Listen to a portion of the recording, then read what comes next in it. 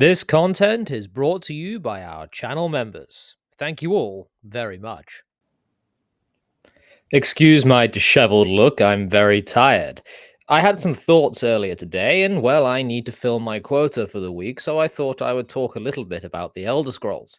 Last time I did this, people got very upset at me, so I'm hoping that more reasonable minds shall prevail when I put forth these innermost thoughts of my darkest, deepest heart. Elder Scrolls 6 is going to be a massive disappointment. There, I said it. I don't want it to be the case, but I happen to notice trends, and trends for the Elder Scrolls series are poor. For Bethesda overall, they are also quite poor. If you want to know my reasoning behind this, do stick around. But a little bit earlier than usual in the video, I'd like to ask you to drop a like, comment your thoughts about how you think the Elder Scrolls 6 will progress, as well as maybe give me a subscribe because it really helps out the channel a lot. Now, as I go forward with this video, how do I put this into words? I've been thinking about it all day, but I suppose I will start at the beginning. I was a young boy and I went over to a friend's house and he had the Xbox edition, the original Xbox, and he had the Xbox edition of Morrowind. And we spent a very long time getting to Balmora, and we were ever so proud of ourselves when we killed the Argonian NPC that trotted up and down around the stairs of the Silt Strider in Balmora. It was the best experience we'd had as gamers in our young minds up to that point. It's quite a strange thing to think about now, and I often wonder why it is that Morrowind captured my young imagination in the way that it did. After we succeeded with our our murder of the poor Argonian wench, we went up into a tower and found some bone mold armor and figured out the stealth system and stole ourselves that bone mold armor, only to get caught by a guard and chased out of town. This is an experience that many today would probably call emergent gameplay, which I understand as players interacting with systems, which leads to stories that aren't particularly intended by the developers. I think it's a very good definition, working definition anyway, to work with for the purposes of these thoughts that I'm trying to spin out of my brain. The reason I think that the Elder Scrolls 6 is going to be worse for wear is because of what happened from the jump from Morrowind to Oblivion. Oblivion is one of my favorite games of all time, but let's be honest, it did not live up to Todd's peace be upon him, praise to him, whatever the meme is, to Todd's promises. The Radiant AI was stripped down, probably because we just didn't have the technology at the time to be able to handle it. And the world of Cyrodiil was quite different to the jungles that we had read about prior to the installment of Oblivion. But it is and remains today one of my favorite games. It is probably the last game in the Elder Scrolls series to truly capture the philosophy of what the Elder Scrolls set out to be. And then you had Skyrim. I like Skyrim. I've played a lot of Skyrim. I upset a lot of people when I talked about a certain game being the Skyrim killer as a sort of meme slash way of generating some interest, and I'll get to that in a moment. If you go to Whiterun in Skyrim, you'll notice something nearly immediately. All of the NPCs are on rails. They do the same thing all day, every day, without deviation. Oblivion had schedules as well, yes, but they would have deviation based on certain statistics that were working behind the scenes to try and simulate a more believable NPC. Skyrim went for a stripped down on rail system to sort of give the illusion that something was going on. I always found that Skyrim lacked in terms of its simulatory aspects, in that when you went into a city, the city was tiny. It did not feel as if anyone really lived there. Yes, it was immersive for the first few hours if you didn't look too hard, but eventually you realized that when you went into the tavern, everyone just sort of stood around and listened to the bard. Whereas in Oblivion, even though the conversations are hilariously silly, the NPCs did interact with one another and with the items in their environment. Yes, again, I stress these conversations are meme worthy, hilariously silly, and at some points very much an uncanny valley style thing, but they were there. They added life to the world. You could run by and hear the NPCs talking with one another. When the Oblivion remastered version came out earlier this year, and you went back and played it, as I did, you may have noticed that somehow the cities and towns and the people within them felt more real, at least in this humble scholar's perspective. And then we'll skip over a few games and we'll talk about Starfield. Starfield itself is a game that I have hundreds of hours in, maybe just over 100 hours in. And I have made videos on this channel about quest design and Starfield, and just how dead-eyed that game eventually became to me, despite the fact that I actually gave it a positive review on Steam. It is exactly what I paid for. It was Skyrim in space, and I maintain that because Skyrim in and of itself has a certain game loop that Starfield still possesses, although Starfield is broken up by a million loading screens that take you straight out of the immersion that Skyrim can offer you.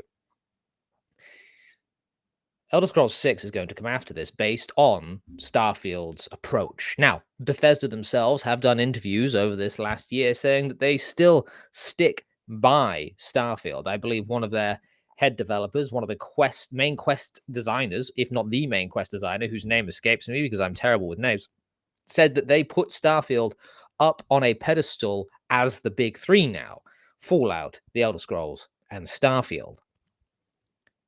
What do you want from an Elder Scrolls 6, gamer? I'll tell you what I would like. I would like to go back to a philosophy that Todd and Bethesda have abandoned, have left in the dust. Something that made them great, that put their name on the map, and then slowly over the years was streamlined out of the game. Features dropped, magical schools condensed, and so on and so forth. You know of what I speak. The homogenization, the dumbing down, the adding of training wheels to the bicycle. I think it's important that I again state I like Skyrim. I liked Starfield. I liked Oblivion. It's one of my favorite games. Morrowind is also very much up there with some of the best games I have ever played. Do you know what game is just more fun than Morrowind, than Oblivion, than Skyrim, that I just have a genuine blast playing? Daggerfall. The Elder Scrolls 2. Daggerfall. If you've not played Daggerfall Unity, you are missing out. If you can give it enough of a chance to draw you in, if you can look past some of the 1990s jank, you will find a philosophy, something that you will still today get hints of in modern Bethesda games. You see, Ted Peterson and Julian Lefebvre, may he rest in peace, they helped design Arena and Daggerfall and were sort of the two main brains, as I understand it, behind it. And they created a simulation RPG. Yes, a janky simulation RPG, one that even to this day has had to be fixed by modders in good old-fashioned Bethesda tradition. But what are we looking at when we look at the jump from Daggerfall to Morrowind? What have we lost? Simulation. Morrowind had static NPCs, no schedule, shops open 24 hours, or were they not? I don't remember, honestly, off the top of my head. I'm very tired. And you had all of you had all of these NPCs just statically where they were at all times, no one sleeping. Daggerfall had the option. Yes, there were sprites, and yes, it was very, very early days for this type of exploratory game. Daggerfall had schedules. Shops were locked. If you were outside of the city at night, the gates were closed. You couldn't get in. You could buy ships, you could buy carts, horses. If you wanted to take a cart with you, things were simulated. Things make sense in Daggerfall. If you don't believe me, have a look at the playthroughs I have streamed, the games I have streamed of it and recorded on this channel. I've lost myself in the weeds. I fear that the Elder Scrolls 6 will be yet another generation removed from its philosophical roots of fantasy simulation. I fear that we will get another theme park. Now, as you know from my interviews that I have done with Michael and Victor, who are the creative director and gameplay director, I believe, over at the Wayward Realms Once Lost Games team, you will know that theme parks aren't necessarily bad, but it isn't going to scratch a certain itch that I've always gone to these games for. And that itch is to exist within the realms of a fantasy world, if only for a short while. And I am someone that is capable of suspending disbelief and of giving myself over to an experience that so much so that I can look past a janky giant sprite. I can look past FMV intros from the 1990s. I am I find it so easy to immerse myself in things that I can look past the NPCs on rails around Whiterun, of hearing those same conversations again and again in Whiterun. I can look past the uncanny valley radiant AI, stripped down as it is, of Oblivion. But Starfield stumped me.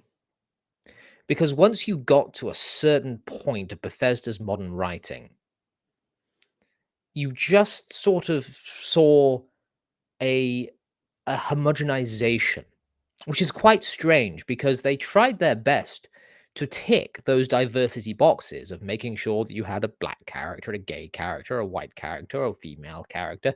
They tried their best to make sure the tapestry of rainbow diversity was fulfilled. I don't know how else to explain that side of things without it becoming some political mumbo jumbo. And yet each character boiled down to the same.